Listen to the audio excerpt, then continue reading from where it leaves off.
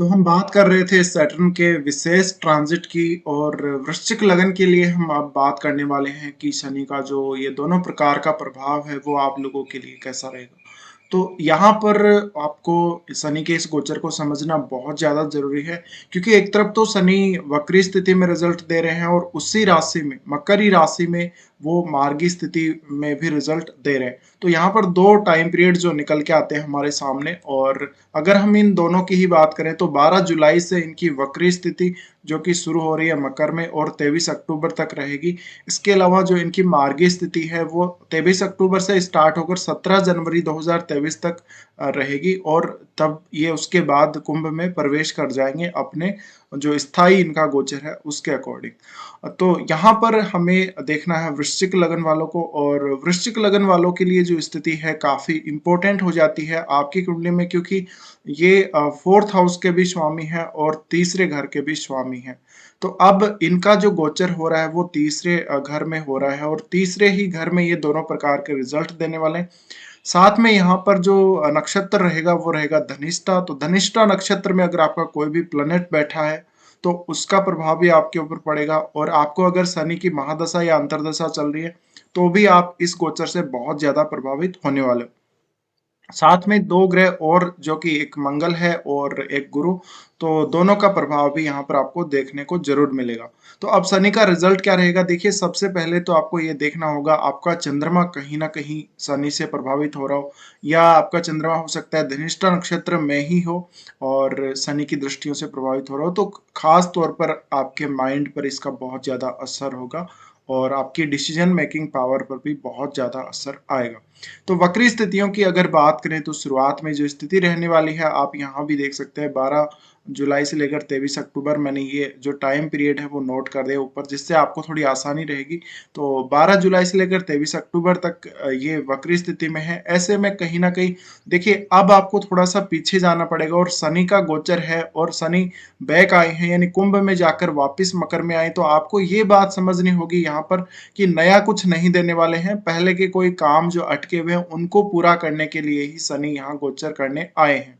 तो अब आप ये देखिए जब से शनि ने प्रवेश किया था मकर राशि में यानी लगभग जनवरी 2020 से आप देख सकते हैं, तो आप कम से कम 20 के एंड और 21 पूरा अगर देखते हैं अपने लाइफ का, तो आपके कौन कौन से ऐसे पेंडिंग काम रहे हैं जिनको आपने पूरा नहीं किया।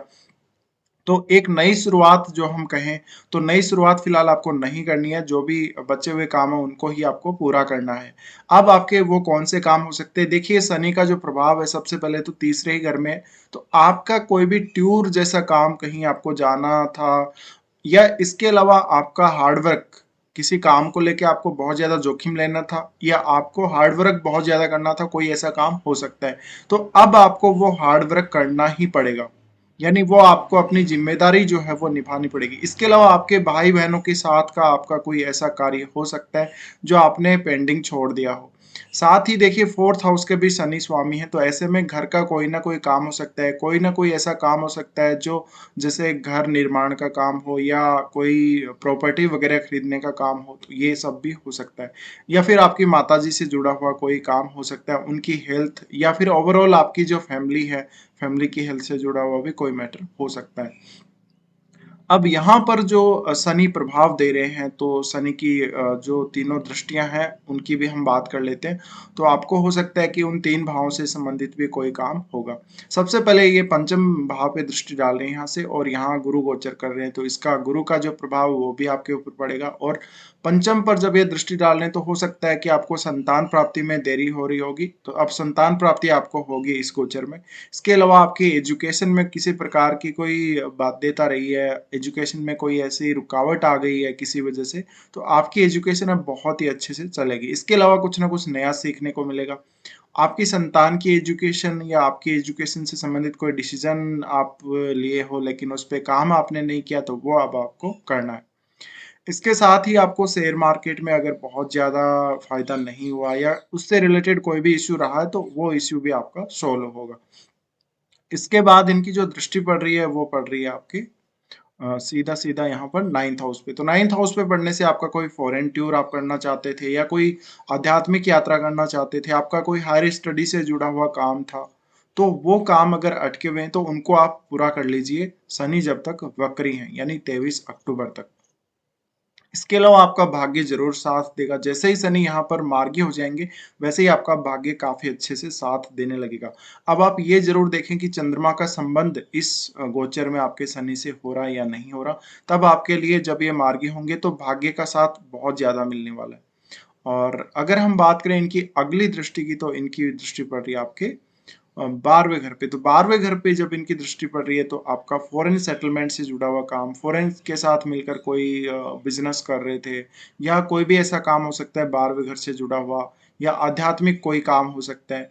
तो उन कार्यों को लेके अब आपको काफी ज्यादा सीरियस हो जाना है। अब अगर बात करें हम शनि के 23 अक्टूबर के बाद वाले गोचर की, यानी इनके मार्गी स्थिति की, तो मार्गी स्थिति में देखिए आप जो जो मैंने ये हाउसेस बोले हैं, जैसे कि तीसरा घर, चौथा और पांचवा भी, इसके अलावा आपका नवा घर और आपका 12वां घर।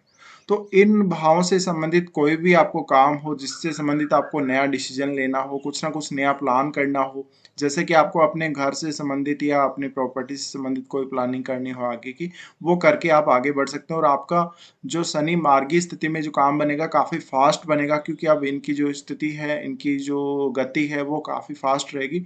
ऐसे में फिर ये कुंभ राशि में आ जाएंगे उसके बाद, तो आपको जब तक शनि मकर में रहते हैं तब तक वो काम अपना निपटा लेना है। तो कुछ इस प्रकार के रिजल्ट रहेंगे। अब यहाँ पर जो मेन पॉइंट आता है वो धनिष्ठा नक्षत्र।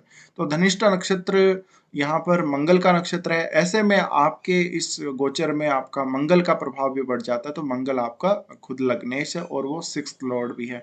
तो ऐसे में मंगल की जो पोजीशन होगी वो भी आपकी कुंडली में इसके लिए बहुत ज्यादा काम करेगी, और मंगल की आपकी कुंडली में प्लेसमेंट कैसी है उस पर भी बहुत कुछ डिपेंड होगा।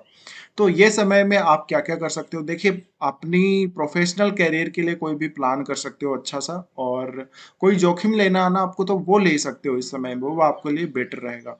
अब आप अगर शनि के लिए कोई भी मान लीजिए आप रेमेडी करना चाहते हो, तो आप ओम संग शनैश्चराय नमः इस मंत्र का जप रेगुलर कीजिए जब तक शनि कुंभ में प्रवेश नहीं कर जाते, अगर आपको किसी भी प्रकार का कष्ट है तो सिर्फ ये एक रेमेडी रेगुलर करने से ही आपका काम बन जाएगा। फिर भी नहीं बनता है तो आप शनि मंदिर हर शनिवार को जा सकते हैं, तेल का दिया जला सकते हैं। इसके अलावा आपको कोई और विशेष रेमेडी करने की जरूरत नहीं है। गुरु के लिए आप हर गुरुवार का फास्ट रख सकते हैं, और मंगल के लिए भी अगर आप रेमेडी करना चाहते हो तो आप हनुमान चालीसा या फिर बजरंग बाण का पाठ कर सकते हो। तो ये जो प्रभाव है यहाँ पर शनि का, वो आपके लिए रहेगा। तो इस बार आपको बिल्कुल भी घबराने की जरूरत नहीं है। फिलहाल ये वीडियो देखने के लिए आप लोगों को शुक्रिया।